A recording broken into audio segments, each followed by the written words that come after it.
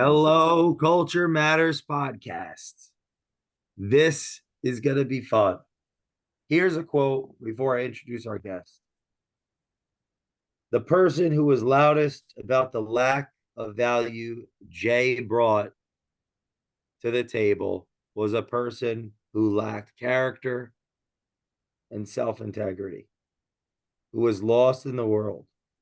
This person's measuring stick for human value was broken.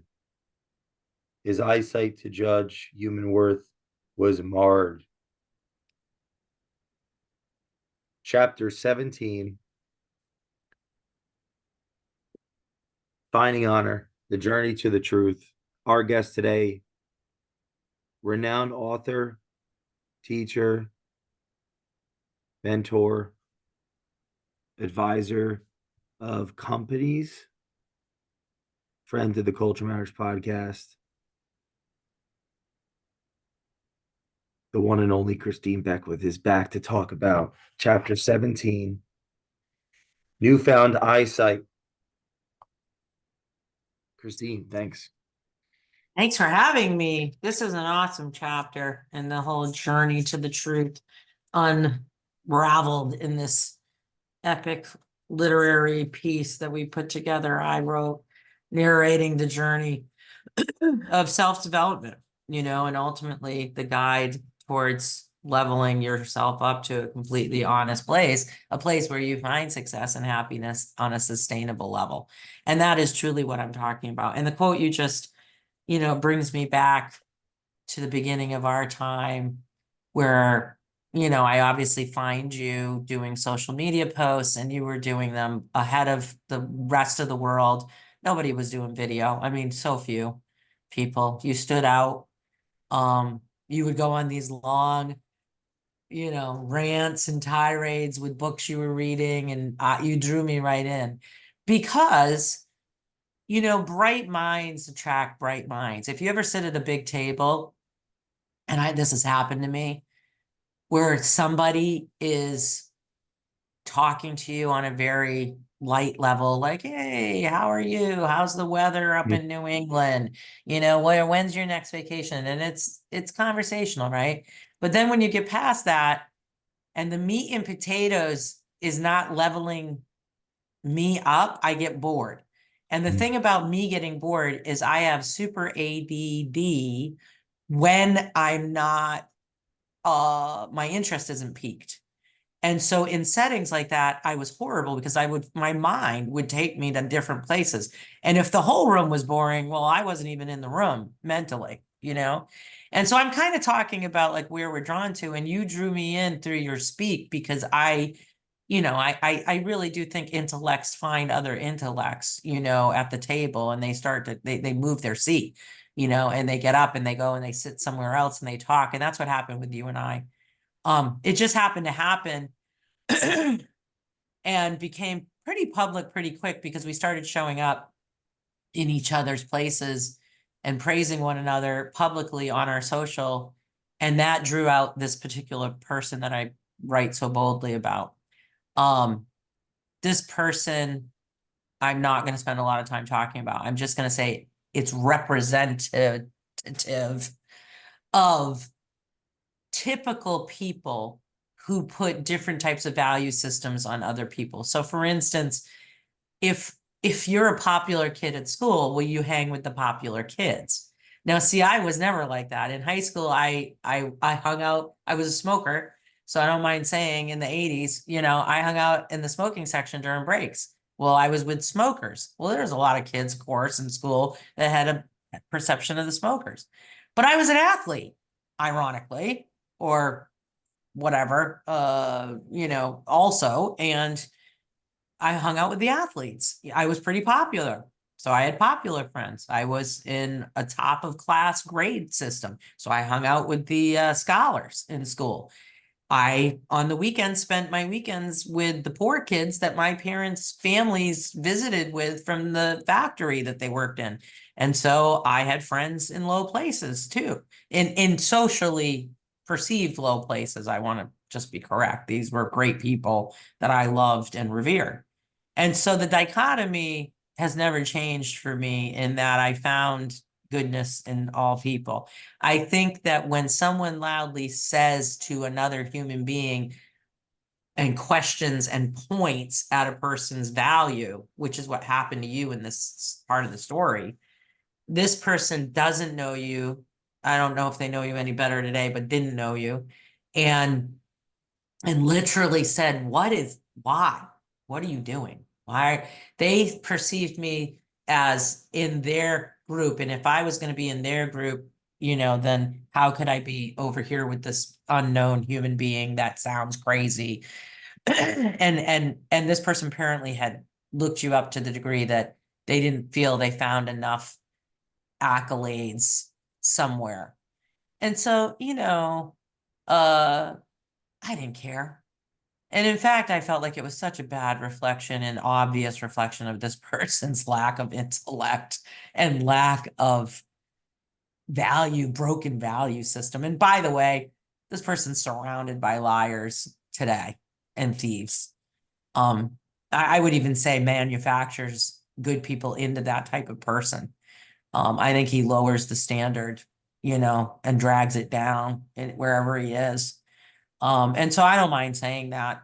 And so, yeah, Newfound Eyesight, chapter 17, in a nutshell, is kind of about the changing point of all of it. It's where you recognize you're beginning to change, where you start to heal, where you have come to terms with the broken parts of you and you recognize behaviors that need to be unlearned and changed. And in the prior chapters, I kind of unpacked that process. And now I'm starting to see the world in a different way. I'm starting to see people in a different way. I'm starting to act a different way and react a different way. Today, years past this self-proclaimed healing point, I would argue that I'm still a person that has scars and cracks and breaks. I still go back to bad habits naturally if I'm not consciously aware. And I have to redirect myself sometimes against, domesticized poor habits. But I do see the world differently, and there is no question. And I'm a mightier person today, I think, more aligned. My GPS is locked in.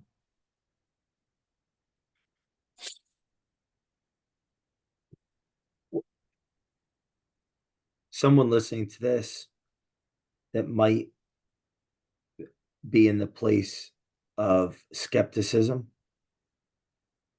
if they're going to look at this rationally, both sides, pros and cons, what's your testimony?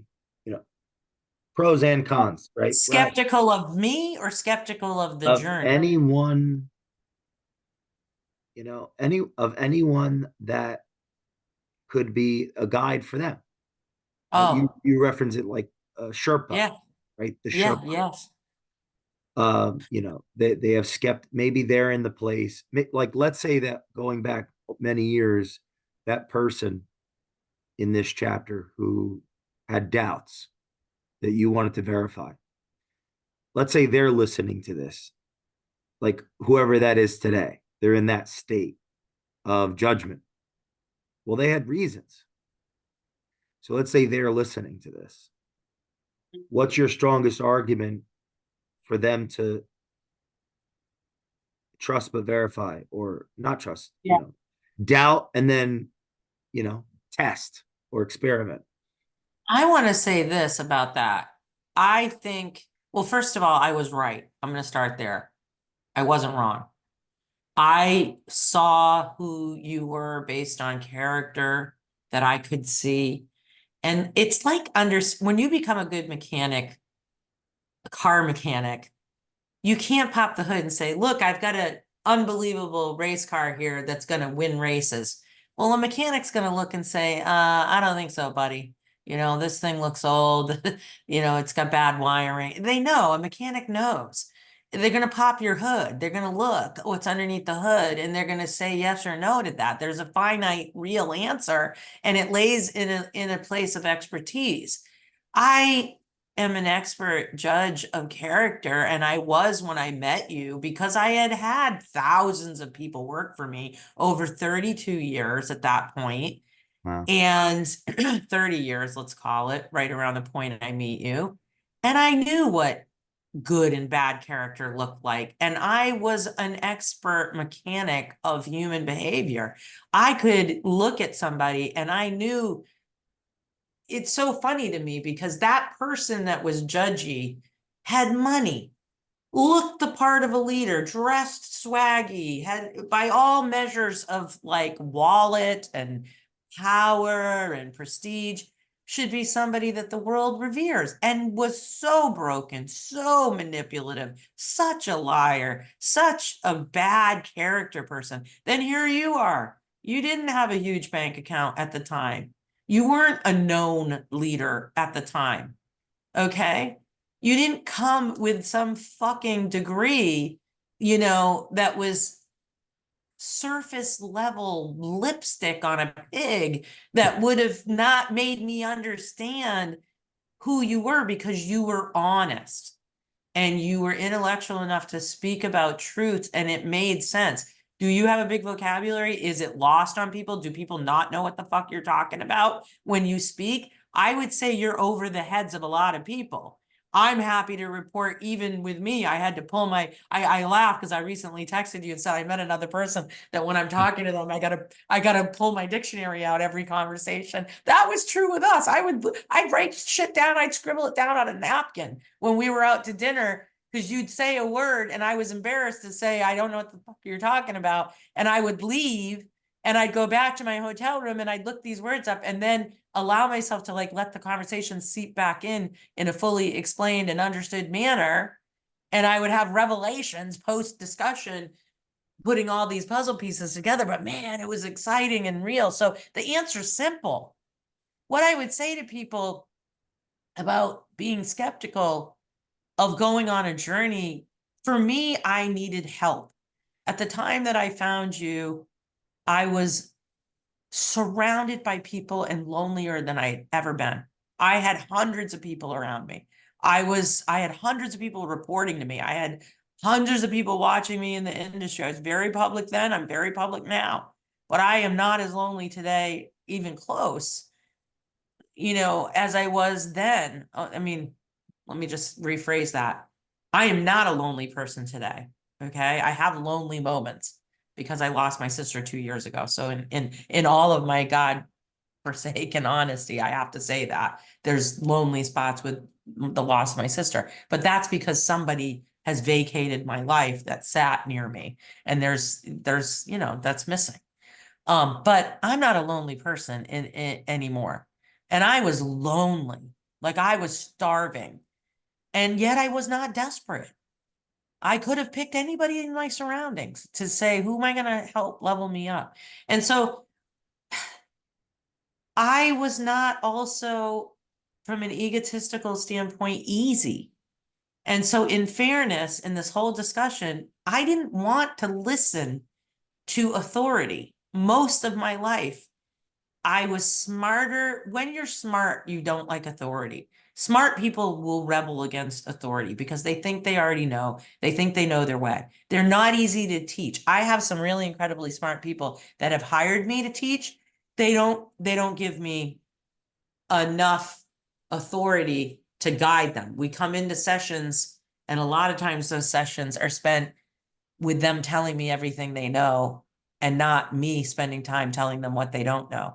And so I've had to correct those, like, hey, you hired me to tell you the parts that you don't know or don't see or are broken. And so it's great that you want to come and spend the hour telling me everything that you've done great. Let's make the next session everything that isn't going great, because we're not going to develop you or level you up unless we go to that place. And that's the place that I particularly am interested in helping you. And so I was able to give you that authority. And even then I bucked you at times, and fought you, and you were able to handle that. We ended many sessions together where I had said offensive things, and that is just me backing someone up. It's not easy to grab, I would say, a wild horse and tame them, or grab somebody that is like me and see through that antagonistic side of them as they're breaking through new levels of development. It is worth doing. Who can that person be for you? I am the J, I call it, for so many people. I write it that way all the time. I say all the time, I don't say I'm a consultant and I'm a coach. I say I'm the J. And when people don't know what that means, I'm doing it on purpose. What does that mean? J, the letter J, Jay? What is it? And I say, pick That's up a fun. book of Binding Honor. I mail 5 books a week to people that I see things that are in this book lesson wise. And then I write inside the cover and I say, please pay particular attention to chapter number 10 or 5 or 15. So Newfound Eyesight begins to lift. This book is deep and it's dark. And if you make it, I know we got to go, but if you make it to chapter 17, you've made it to the light, where the light begins to Hmm. come in this book. And closing, I want to thank you for helping me have newfound eyesight of myself, this process of us going through, and helping me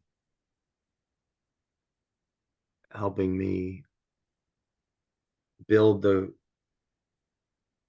renew the courage to step out and help people, and being and for us being an example of, I think, the mentor mentee evolution, where the relationship transcends the hierarchy or the power. Like, we're evolving, and I hope our listeners draw from that and can figure out who's in their circle that they could evolve with. So thanks. It comes back around, and now I'm Easy. leveling. I feel that I'm leveling up as the teacher learns from and with the student. So thanks. And we'll see You're you welcome. all next time on the Culture Matters podcast.